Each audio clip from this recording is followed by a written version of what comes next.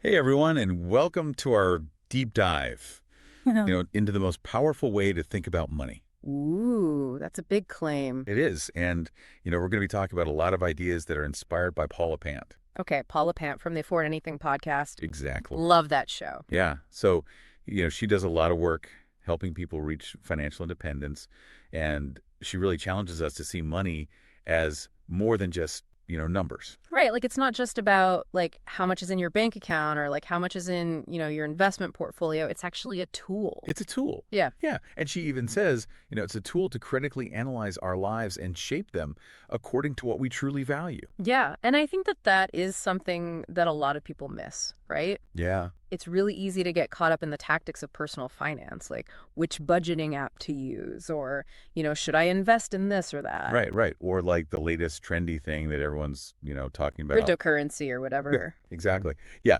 So, but her argument is that by doing that, we're jumping to the tactics without really building a strong foundation. We're starting with the leaves of the tree without, building a strong root system and a strong trunk. Okay, I like that analogy. Yeah. Let's talk about this tree analogy. Yeah. So, when she talks about, money and values and all this stuff, she uses this tree analogy.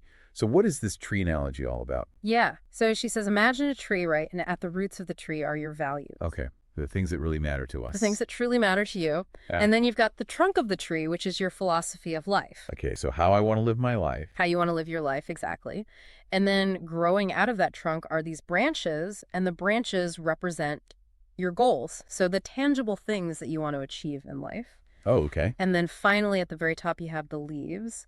And the leaves are the strategies and tactics that you use To get to those goals. to reach your goals. Okay. So it sounds like she's saying, like, don't even worry about the leaves Yeah, until you've figured out the roots, the trunk, and the branches. exactly. You've got to start with the foundation, right? If you don't have a strong root system, your tree is going to topple over. It's not going to grow very well.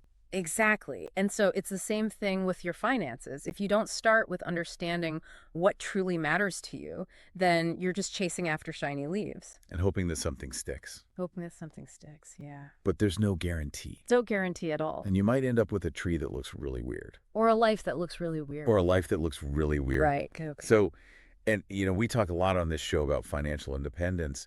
And she also has a really interesting take on financial independence. She does. Most of the time when we hear financial advice, it's all about delayed gratification. Yeah. Save now, retire later. Exactly. Yeah. Suffer now so that you can enjoy life later. Hmm. But Paula kind of flips this on its head. She does. She redefines financial independence as something much more empowering.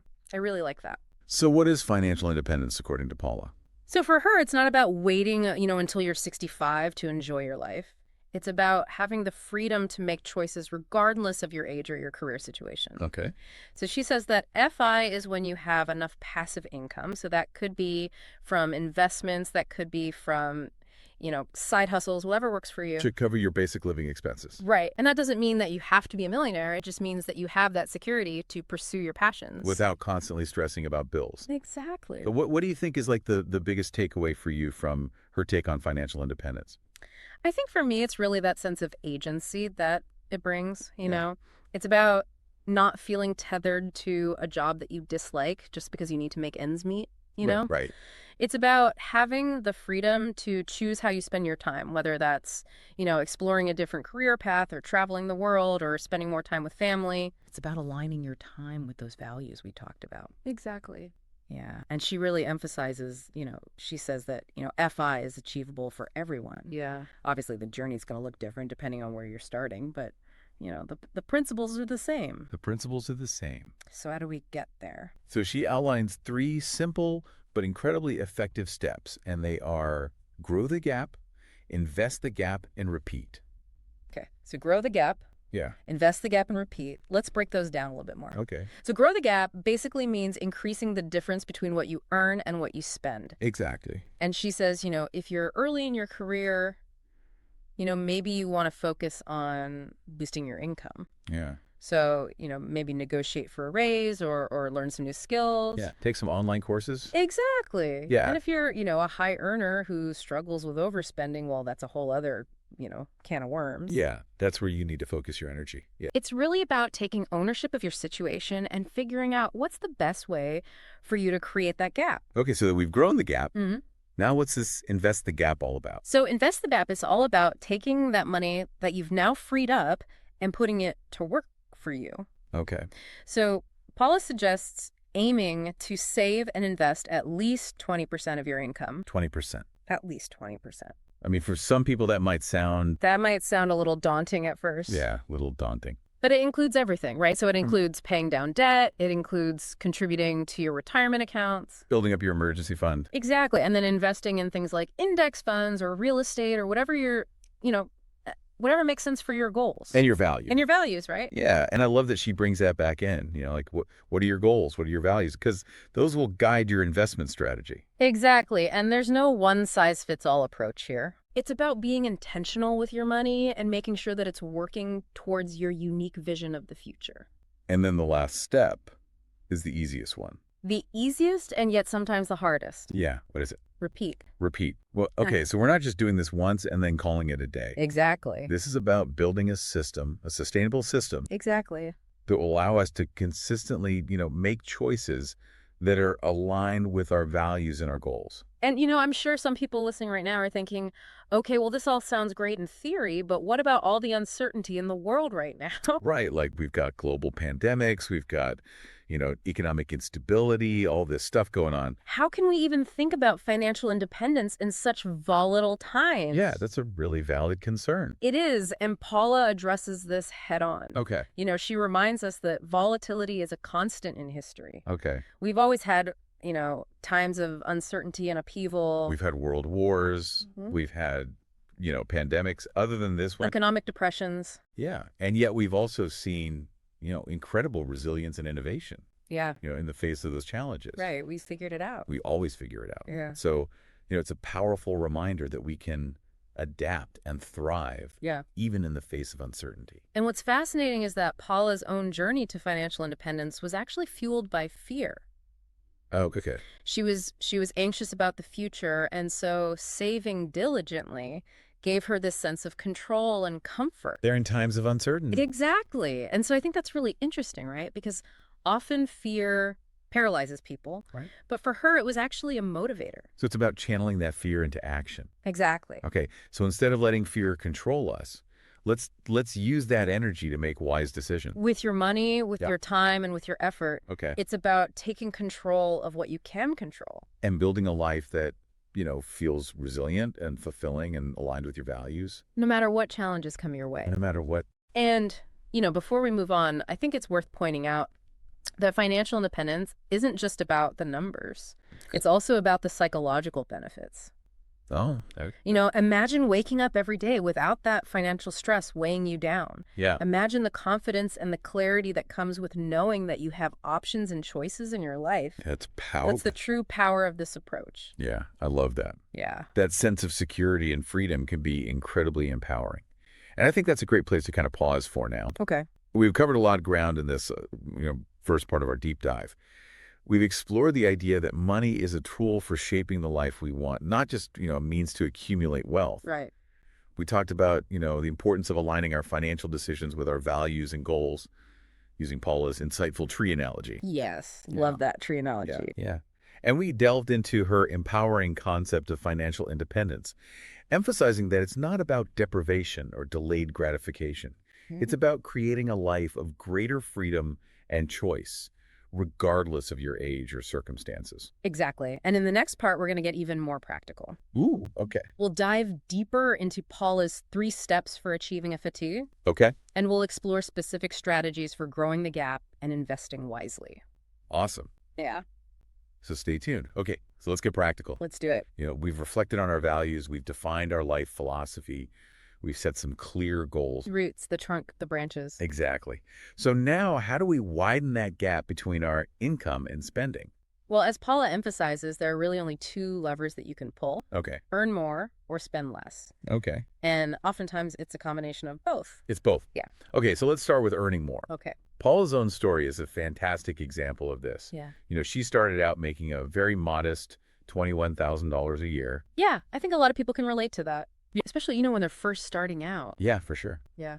And, she was able to significantly increase her income through a combination of strategies. Right. She negotiated raises, she took on side hustles. She built her own successful business. Exactly. Yeah. Yeah, and you know what I think is so inspiring about her story is that she didn't have any, special advantages. Right. She wasn't born into a wealthy family. Yeah. She didn't have, influential connections. She just had grit. She just had grit and determination. Yeah. Yeah, And a willingness to put in the effort. absolutely. And I think that's something that anyone can do. Yeah, it shows that it's not about where you start, it's about the actions you take. And the mindset that you adopt. Exactly. Yeah, It's about taking ownership of your financial future. it is. All right, so we've talked about earning more. Let's talk about the other side of the equation. The dreaded spending less. Yeah, spending less. This is where I think a lot of people struggle. It's tough. It's so easy to feel deprived when you start cutting back. Yeah, you feel like you're missing out. Yeah. You're giving up things that you enjoy. But Paula has this really refreshing perspective on it. She does. What is it? She encourages us to think about spending less, not as deprivation, Okay. but as a way to align our spending with our values. Okay. It's about making conscious choices about where our money goes. So instead of, just kind of mindlessly swiping your credit card, Right. you pause and you ask yourself, Does this purchase actually align with what I say is important to me? does this purchase truly align with my values and my goals? My goals, exactly. Yeah, okay, with that. So, for example, if travel is a core value for you, Okay. you might choose to, cut back on dining out. Or buying new clothes. Right. So you can afford that dream trip to Italy. It's about, really prioritizing what brings you genuine fulfillment. Exactly. Yeah, and it's amazing how, even small changes can have a big impact over time. Yeah, it's true. Maybe you start by bringing your lunch to work a few times a week. Yeah. Or canceling that subscription that you never use. Exactly. Those small wins add up. They do. It's a snowball effect. And as you start to see those savings accumulate, it can be really motivating. Oh, yeah, for sure. Yeah. Okay, so you've grown that gap between your income and your expenses. We're crushing it. Yeah, now it's time to invest that gap wisely. Time to put that money to work. Okay, remember, Paula suggests aiming to save and invest at least 20% of your income. At least 20%. And this includes everything, paying down debt retirement contributions, building your emergency fund, and then, investing in things like index funds or real estate or whatever makes sense for you. And this is where it gets really interesting because it's not just about blindly, throwing money into investments. Right. It's about aligning your investments with your goals and your values. Right. So you have to ask yourself, are you looking for long-term growth? Right. Are you passionate about socially responsible investing? Do you want to generate passive income through rental properties? It's about being proactive and really shaping your investment strategy based on what you want to achieve. Exactly. And doing your research, and seeking guidance from trusted financial advisors if you need to. For sure. Yeah. And, the world of investing can feel really intimidating at first. It can be. There's so much jargon. Yeah, but it doesn't have to be. No, not at all. There are a ton of resources available to help you learn and make informed decisions. Exactly. And Paula also reminds us to embrace volatility. Volatility. Yeah. Okay, Yeah. because the It's market, going to go up. the market's going to go down. It's going to go up. It's going to go down. It's part of the journey. It's a natural part of the journey. Yeah. And she actually found a lot of comfort in diligently saving during those times of uncertainty. It gave her a sense of control. Yeah. Okay. Like amidst all the chaos. And that's a powerful reminder, especially now with so much economic uncertainty swirling around us. Yeah. Instead of letting fear paralyze you, channel that energy into taking positive action. It's like you're building a solid foundation for your house Okay. so that when the storms come, you've got a strong base to withstand them. I love that analogy. Yeah, That sense of security can be incredibly empowering. it is. Yeah, it allows you to make choices based on, what's best for you and your family, not out of fear or scarcity. It's about feeling financially resilient, Okay. knowing that you have a plan and the tools to navigate whatever challenges come your way. I like that. Okay, so we've talked about growing the gap. We've talked about investing wisely. We are on a roll. We are. Yeah. But before we move on, I want to circle back to something Paula said that really resonated with me. Okay. She talked about the psychological benefits of financial independence. Oh, yeah. It's not just about the numbers. Right. It's about how those numbers impact your life. Your well-being. Your well-being, yeah. Your relationships. Your sense of peace. Yeah, it's about reducing stress. Increasing confidence. And ultimately creating a life that feels more aligned with your values and aspirations. And I think that's a really crucial point to highlight because sometimes we can get so focused on those practical steps that we forget about the bigger picture. The why behind it all. The why, exactly. So what stands out to you about the psychological benefits of this approach? Well, for me, it's really about that sense of agency and empowerment that it brings, Yeah. Imagine waking up every day knowing that you have that financial security to make choices that truly align with your heart, with your values, with your goals. Yeah.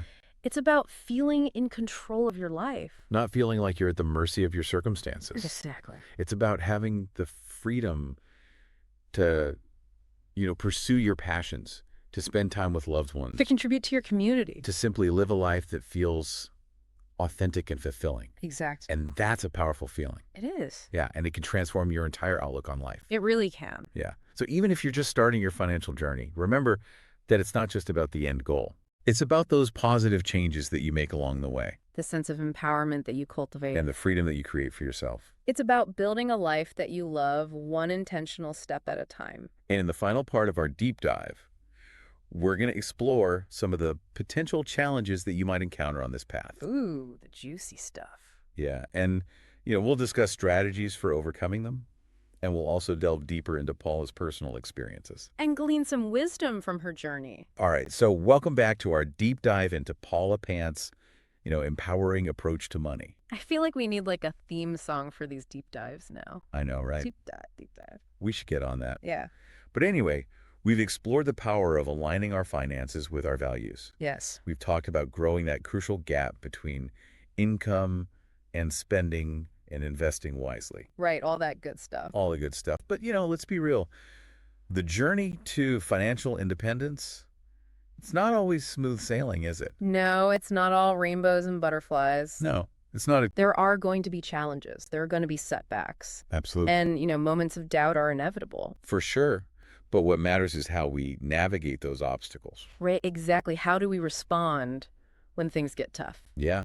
And I think Paula's own journey is filled with so many valuable lessons on resilience and adaptability. She's like the queen of bouncing back. She is. Yeah. Yeah. And she's so open about the ups and downs that she's faced. Yeah.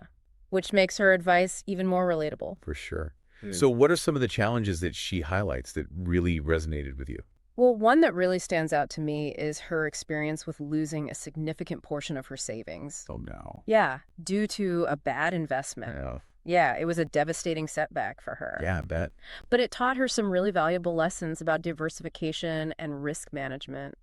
Yeah, that's a really powerful reminder that even the most financially savvy individuals, Can make mistakes. can make mistakes. It's not about being perfect. It's about learning from those experiences. Yeah.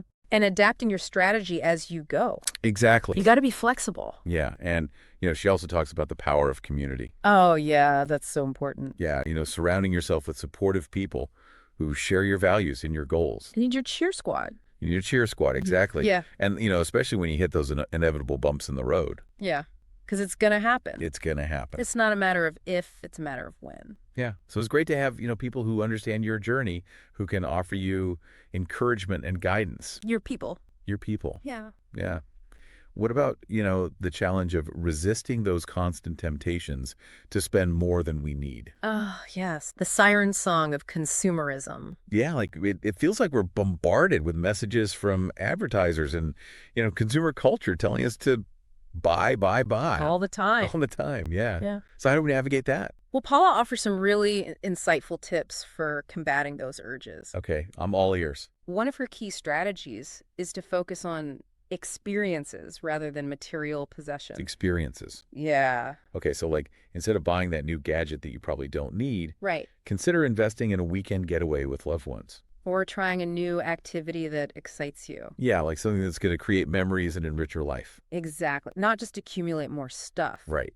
It's about shifting your mindset from, I need to have this, Yeah. to, I want to experience that. Yes, I love that. It's a subtle but really powerful shift. It is. And another tip that she shares is to practice gratitude. Oh, such a good one. Yeah, take time each day to appreciate what you already have. Be present. Be present. And, I think that simple act can really shift your mindset from scarcity to abundance. Yeah, you start to realize how much you actually have. You do. Yeah. And it can reduce that urge to constantly chase after more. And it brings you joy. It does. It's about finding contentment and joy in the present moment rather than always striving for something more, something bigger, something better. And I think that's a really important point because sometimes we get so caught up in, reaching financial independence or whatever our goal is, Right. that we forget to enjoy the journey. To appreciate the richness of life as it is right now. Exactly. Yeah. Okay, so I think we've really unpacked a lot of Paula's wisdom here. I've done a deep dive. We have done a deep dive. And as we Yeah. wrap up, I want to kind of reflect on the key takeaways from her message. Okay.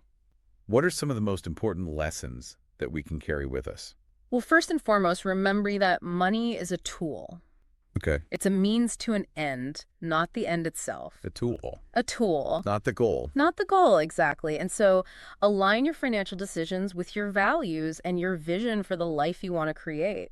It's not about blindly following rules or chasing, arbitrary numbers. Right. It's about crafting a financial strategy that supports your unique goals and aspirations. That's tailored to you. To you, yeah. Yeah. And second, embrace the journey. Okay. Financial independence is not a destination. It's a process It's a process. It's ongoing. of learning and adapting and making conscious choices. And there will be bumps along the way, Oh, yeah. but those challenges are actually opportunities for growth and refinement. Okay, so be flexible, be willing to adjust your course as needed.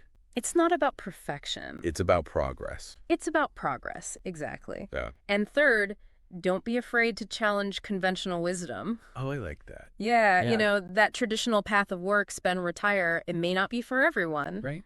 So explore different possibilities Create your own definition of success. and find a path that truly aligns with your unique values and aspirations. Write your own story.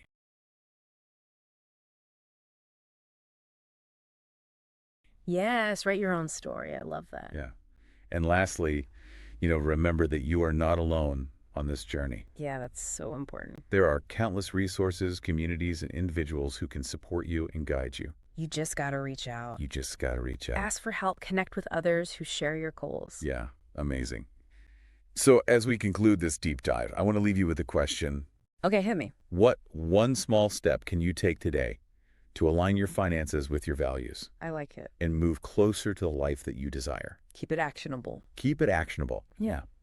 So maybe it's, setting up a budget Automating your savings. or simply taking a few moments to reflect on what truly matters to you. Just that little pause can make a big difference. It can. Yeah. Yeah. And remember, even the smallest actions taken consistently can have a profound impact over time. The power of compounding The power of compounding in all areas of life. in all areas of life. So embrace the power of small steps and watch as you create a life of greater freedom, purpose, and abundance. Yes, I love that. Thank you so much for joining us on this deep dive.